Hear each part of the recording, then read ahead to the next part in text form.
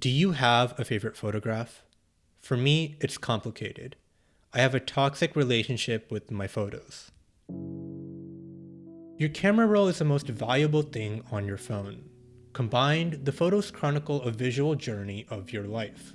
Some are staged, aesthetic, and perfectly framed, while others are candid, blurry, and messily constructed. Regardless of the composition, they all invoke emotions and memories, sharp and vivid, fleeting and everlasting. Every couple of days, my phone will surface an old photo that is days, months, or even decades old. Sometimes it's a beautiful sunset, a highlight with my friends, or even a picture I cringe at a bit and then immediately delete. But every once in a while, I'm shown a picture like this, or this, or this. These photos are from my 2005 trip to India, where my cousins and I played cards on a particular afternoon. I don't know who won, and I have no idea what else we did on that trip, but as I see these pictures, I remember the card game, and I remember being happy. Nostalgia has this potent and powerful allure. Scroll through your own photos, and you'll stumble across that one photo, a picture that transports you back to a place, a thing, or even a person. It's familiar, but distant. As you reminisce, a blanket of coziness envelops you, a wave of comfort crashes over, and for a couple of seconds, you're at peace. But stay reminiscing, and all of a sudden, that comfort turns to dread. The appreciation for the past leads to its comparison to the present, and a bleakness suddenly emerges. It's a feeling we've all have experienced. Visit any senior center, and you'll find grandparents leafing through their photo albums. They chuckle as they relive moments of their lives, but behind those smiles and laughs, there's sometimes a sense of regret, a questioning of their past decisions, and a wonderment of what could have been if they had chosen differently. I've only lived 26 years of life, and somehow I feel like I'm constantly nostalgic. The desire to escape into a seemingly perfect past is a constant feeling. Society amplifies this sentiment through the media we consume and the values we're taught.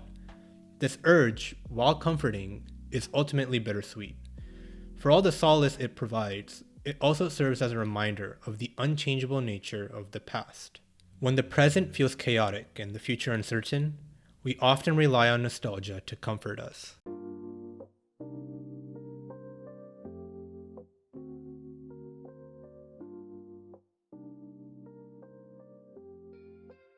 When does a house become a home? I believe it's when we make it our own. It's when the walls are filled with pictures and paintings that only hold meaning for us. It's when we've dented the corners, spilled drinks on the carpet, and spent hours scrubbing out those stains. It's when we're faced with life's insurmountable challenges, and when we find comfort in between these walls. That's when a house becomes a home. This is the foundation of nostalgia. The word nostalgia comes from the Greek words nostos, return to one's native land, and algos, pain or distress.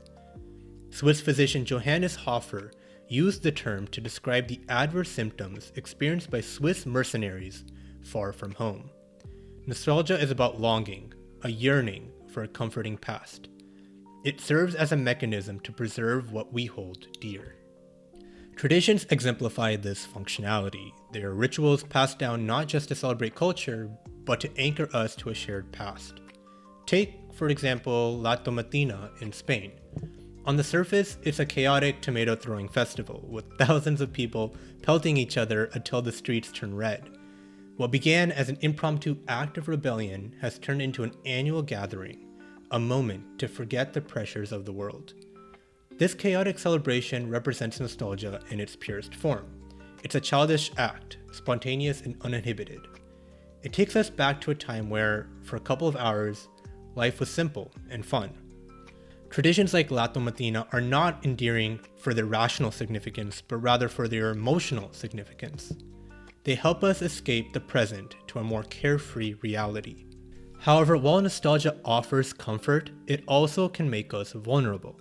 It's through this escapism that we can find ourselves exploited. Through comforting, nostalgia can become an anchor, weighing us down and keeping us tethered to the past.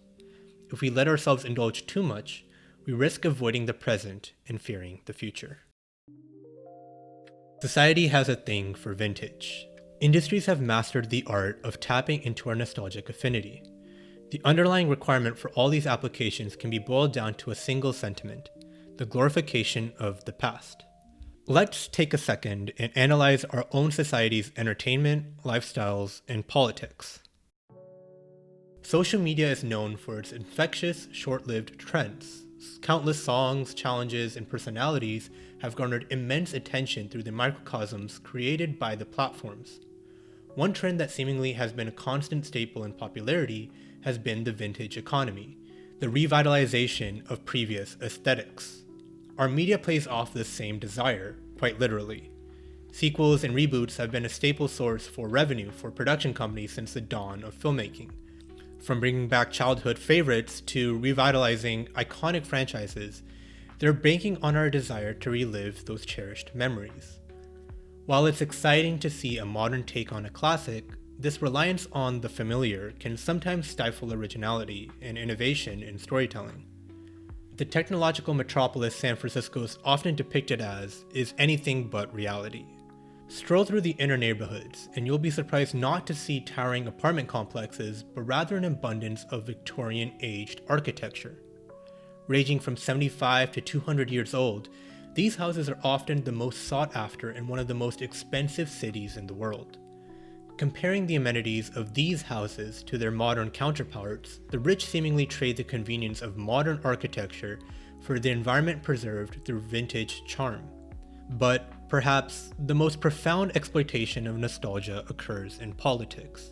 Leaders and movements often invoke a glorified past to inspire support or justify actions. Phrases like "Make America Great Again" aren't just slogans, they're strategic appeals to a collective longing for a perceived better time. This idealization of the past can be powerful. It unites people under a shared identity or purpose. However, it can also be misleading because the quote-unquote good old days were not always so good. Through all these elements, the past is glorified, romanticized. The flaws of the past are often blurred, forgotten in the name of a more perfect recollection. Acknowledgement and enjoyment of the past isn't the issue, but this tendency to desire the past over the present creates problems. I realized that even in my own life, I've been influenced by this glorification of the past. Since a child, one of my life goals has always been to have an epic photo album. When I visualize my life's end credit scene, I picture myself as a grandparent, old and frail, leafing through my photo albums. I want to have lived life enough to have filled hundreds of pages with thousands of photos, to have experienced enough highs and lows that the average of life wasn't so average, to have enough memories that I needed to be reminded of the small little nuggets of life buried through the landscape of my journey. In essence, I want a life without regret, a life worth having nostalgia over. As the years progressed, I continued to build up on my visual story. I recorded every notable event. Megabytes of photos soon turned into gigabytes, then terabytes. Yet, this increased storage did not correlate to a sense of security. I undoubtedly felt joy and comfort reliving these moments, but then came the bitterness of reality. These seemingly perfect moments were in the past, immutable, irrevocable, and irreproducible. Part of me wanted to go back to the past, to a place where there were only the good things to remember. The original intention of living life to the fullest has devolved into an outlet to maintain control over the present. In chasing a life filled with unforgettable memories, I realized I've been so focused on the future wanting a worthy past that I've neglected enjoying the present. Nostalgia should serve as a gentle reminder of where we've been, not as a chain anchoring us to what we already lived. It's easy to get lost in the allure of perfecting our past, but by doing so, we can blind ourselves to the beauty unfolding right in front of us. Perhaps it's time for me to put down the camera and fully immerse myself in the experiences as they happen, to laugh without worrying about capturing the perfect photo, to enjoy a sunset without filtering it through a lens, to connect with others without the need for documentation. Life isn't meant to be a highlight reel. It's a series of moments, both grand and subtle, that together weave the fabric of our existence. In the end, a life well lived isn't measured by the moments captured in photos, but by the ones lived fully in the moment.